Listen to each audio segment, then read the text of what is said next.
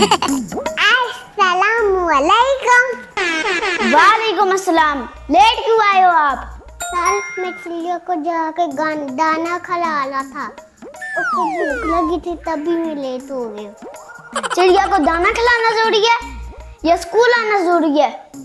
Sir दोनों जरूरी है। चलो जरूरी के बच्चे बैठ जाओ चुप करके।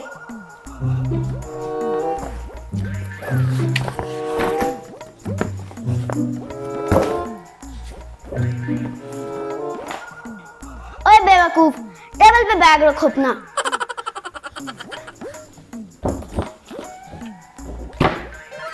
ओए ये चश्मे कैसे पहने हुए है? फैशन है भाई, फैशन। क्लास में बैठने का तरीका सीखो। सीधी करो अपने चश्मा। Sorry sir.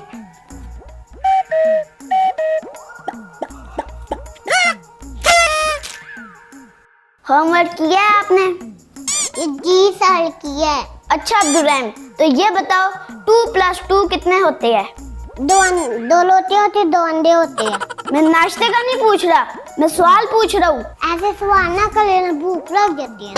आपका सवाल गलत हुआ, आपको सजा मिलेगी। चलोगे तो मैं ऊंची आवाज से दूंगा। अच्छा चलो ठीक है, एक मौका और दे दे तू।